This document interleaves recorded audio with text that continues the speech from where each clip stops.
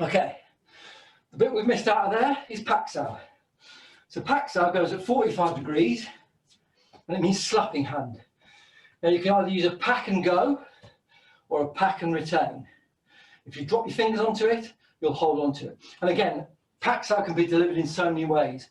So Tan Saus are a long-range weapon, really. It's a long-range defence. Pak Sau is a mid-range defence, typically, but it can be a short-range defence, and it can be a long-range defence.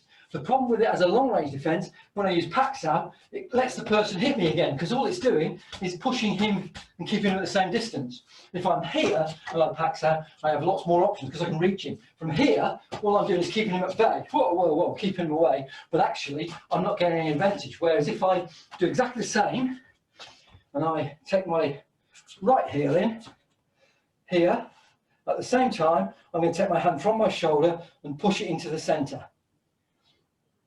Now, if I turn and face the camera, you go, hang on, that's by your shoulder. Well, it is by my shoulder, and in the form, we did it out there. Why did we do it out there? Because it's in the middle here. So look, it's out there, but it's only because I've shifted.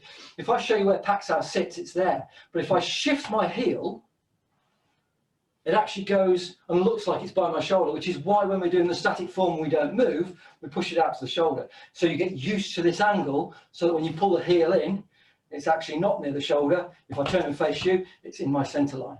Okay, yeah.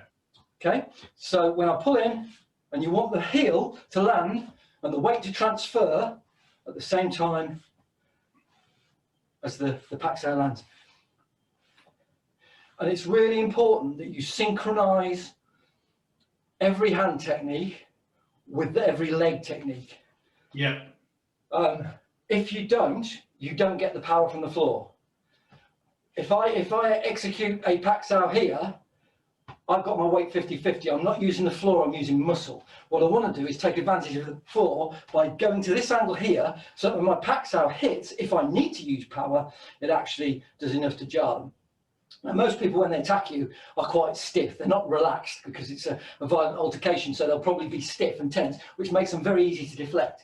So you don't need to use power. The softer you are, the better. But you can, if you're caught, and you go like this, you can still win with Pak Sau, but Pak Sau should be a soft technique, because most people's fault with the fault with Tan Sau that people have is they tend to do this, which leaves the centre line open if I turn that way, whereas the body should turn so that the hand is still in the centre. Pak Sau, the problem people have is they push away over there, because the natural instinct as a reflex is when somebody's hitting you is to do that. Yeah. But what we want to do is maintain calm and collected, and what we want to do is keep that in the centre, because the further I push that away, the further I've got to bring it back to protect myself, and the harder I've got to work to hit him. Whereas if I keep it here, if he punches here, and I redirect through my centre, I can actually carry on and hit from there. So all you've got to do is a very small movement. So Pak Sau there. So all you're going to do, if you start with Yiji Kim Yung Ma, only one heel moves. There. If you start from your shoulder and push it outwards, and like everything in Wing Chun, it's never done in isolation unless you're caught off guard. We train ourselves to have a reflex response, which is to punch at the same time. So the punch will go over the top of the Pak Sau, yeah, and it will sit level with your elbow. And it doesn't matter what size the opponent is, it'll always be there. Regardless of where you are and the size of the opponent, you'll always end up there. Yeah. Okay. If you don't, you're not doing Pak Sau properly, because Pak Sau occupies the centre, and then your hand displaces it to take over the fist, which means we're still in control of the body here, but now we have a path through, and I can change and do things from there on. So you've got complete control. So let's do the other side. So we're going to shift to the other side, Pak Sau and punch. So you're going to take your left heel, and you're going to bring your left heel in, and your hand's going to come from your shoulder and Pak Sau. Like that. From here, there. Nice and relaxed. Make sure you're shifting weight and not just leaning. A lot of people tend to lean as well. So there, from there. What I'm going to do is when you land it, is try and synchronise them, so you end up punching over the top of it level with the elbow. Try and get your hands at the finishing position. Your palm should be open. It should be on the forearm side of your elbow, not on your elbow, because that gives your opponent an advantage because they'll lock your elbow out. So there, it must be just in front of the elbow on the forearm. And that's the way to train it. So from there, you're going to come in there, there, the other side, there, there. Now, so if this is my centre line here, okay, that line is on my centre line. When I move my heel, I move my centre line. I'm in front of the glove now, the glove's in front of me rather, and I'm now, just by shifting that heel, I'm not. But if I shift too far, which is what happens when people get excited, they tend to shift 2 feet, now my line of force is going through here, and my opponent's over there. So what I want to be able to do is not shift so far, shift about 30 degrees, and then when I do the technique, I'm still hitting towards the opponent. So your movement is actually a lot smaller than you think. There. And all you're doing is bringing your feet parallel each time. It's probably about a 4-inch movement of the foot if you've got the feet in the right position.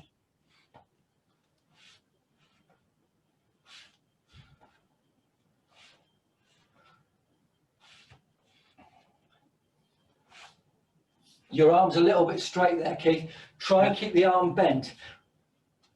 2 things. Your power works in triangles. If I'm stood upright, I've got a very high centre of gravity and I'm very easy to topple over. If I'm low and I've got my weight on the back leg, when I receive a forward force, all it does is compresses my foot into the ground. Exactly the same with your hands. If I'm there, it pushes force through my shoulder.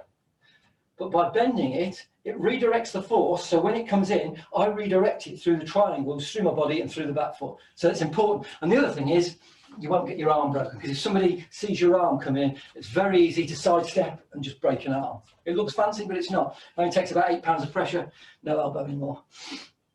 Okay, so Pak Sau. Let's do 5 each side. So right heel comes in, transfer the weight, Pak Sau punch.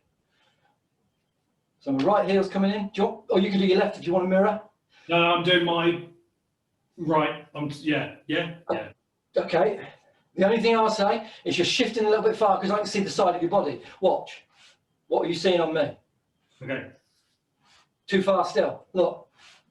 If I'm square onto the camera, my shift doesn't take me that far out. There. Okay.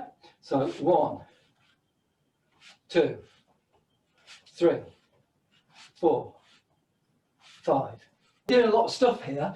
You think about it, you're probably out of practice. We're standing in a very odd position. You're trying to transfer your weight and move a foot and use something with one hand and do something different with the other. It's a lot to take on, it really is. So it's just a case of mechanical repetition. You know, repetition is the mother of success, and that's all you're going to get really. All you're going to have to do is repeat those. So we've got 2 combinations here. If we put them together, it gives us a pretty nice attack and a nice counter attack. On its own, Pak Sau punch is extremely useful. Pak Sau punch as an attacking technique is going to get blocked. But if you imagine it as a defensive technique, if somebody Pak Sau's or slaps my arm out of the way and they go to punch me, all I do is, so they'll be blocking with this hand here. They'll be knocking my hand down there with their left hand, and they're going to be punching me with the right, which leaves my hand free as a Wusao. So when they do that and it comes down there, I Pak Sau and I punch. So you end up with a very quick Pak Sau punch. So it's a reactive, proactive, if you like. So effectively, they're triggering it by pushing my hand forward and punching, which I block, and I immediately punch back. Very difficult to defend against unless you know Wing Chun. So there. So as soon as you feel pressure on the hand, you're going to come in and do the Pak Sau punch. So that's as a counter technique.